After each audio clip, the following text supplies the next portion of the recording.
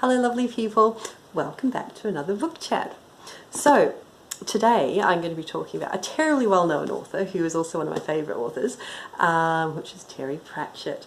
And the reason that I'm actually decided that I'm going to talk about him, because I haven't really been talking about popular authors all that much, is the fact that a friend of mine, an online friend of mine, hi Linda, actually asked me, oh, where should I start with Terry Pratchett books? And I just went, oh, pick any of them. Being as, you know, I'm fantastic at book recommendations, yeah, that was really super helpful. So I'm sorry Linda, hopefully this will help a little bit. So with Terry Pratchett, I do kind of think you can pretty much start anywhere. He writes the most fantastic books. I've never yet picked up one of his where I've thought, that was a bit pants. But you can sort of break them down a little bit from there, obviously, which I will try to do. So first off are his Discworld books, which there is, I actually don't even know how many of them are. There are so many of them. He has created the most amazing world with Discworld.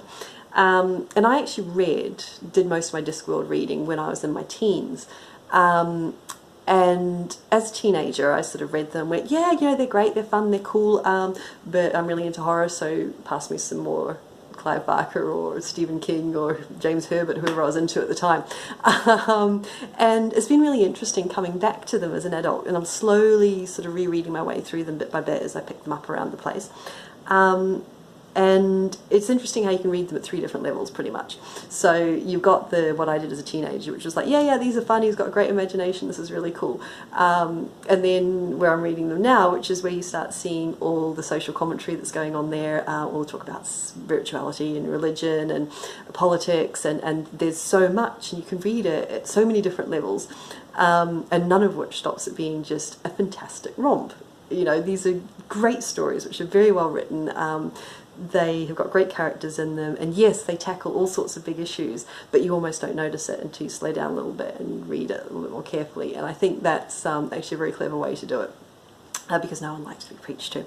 So, my favourite Discworld novels, anything with death in them, because death is wonderful, he is such an amazing character, and anything in Ankh-Morpork, such as this one, because the Ankh-Morpork City it's brilliant, it's so well done. I also love this one because it has Gaspode in it, Gaspode, I'm not quite sure if I'm pronouncing that right, who is the talking dog, obviously, who spent too long sort of hanging out near the Unseen University, and there's a lot of magic leakage there, and so he ended up talking. So it's also great because it's, you know, it's tackling equality, questions of equality and democracy versus sovereignty, and so many other things as well. But so yeah, I'd kind of say my favourite Discworld books would be anything with death in them. You've obviously also got the fantastic witches as well. You've got Nanny Ogg and Granny Weatherwax, and they're fantastic characters as well, which I'll come to when I show you the next book. In fact, let me do that now. The Tiffany Aching books, so the We Free Men. We Free Men are hilarious, they're fantastic. These are kind of aimed at slightly younger readers. Honestly, I don't really think it makes much difference. They might be marketed at slightly younger readers. The stories are no less layered and nuanced. The characters are just as good, just as wonderful. So I do like the We Free Men. In this we meet Tiffany Aching, who is trying to become a witch. And she gets caught up with with the Knack Feagles, who are the We Free Men, who are very Scottish, very drunk, and very blue. And that's about all you really need to know. Well, certainly for a short video. The Amazing Maurice and His Educated Rodents. So the Amazing Maurice also spent a bit too long near the Unseen University, and he is a cat that talks, and being a cat, he's rather more of a schemer than Gaspode, and he has a bit of a scam going on, and this whole story, which is kind of a bit of a take on the Pied Piper, and that's fantastic also. So those are kind of his books for younger readers, but like I said, I don't really see a lot of difference in them. Maybe the younger reader ones, yeah, there's a little bit less of the social commentary going on, but not massively, and there's still, you know, either of them can be read at any age group to my mind. Then you've also got the Long Earth series, which are absolutely brilliant, and they're a science fiction series, and Stephen Baxter, as far as I know, I haven't actually read his individual stuff, he's quite a well-known science fiction writer, but all through it you just see these little glimpses of Terry Pratchett where, you know, the time machine is run by a potato.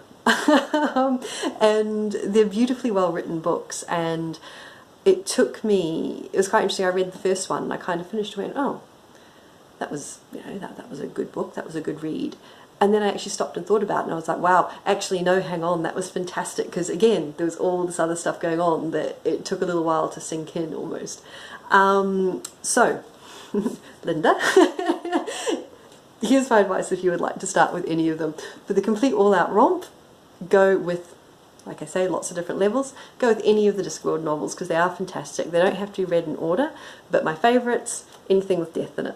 That would be, if I had to pick one, yeah, go with one of those. Go with Mort or something like that. If you fancy science fiction, definitely read the Long Earth series because they are brilliant. And if you want to go for younger readers, of the two, The Amazing Maurice, because it's a cat that talks. I mean, yeah, he wins every time. And that is all from me. So let me know below, do you read Terry Pratchett? Do you like Terry Pratchett? What is your favourite Terry Pratchett book? And because I'm a bit useless, what would you recommend that Linda start reading first? And we shall see you next time. Thanks very much. Bye.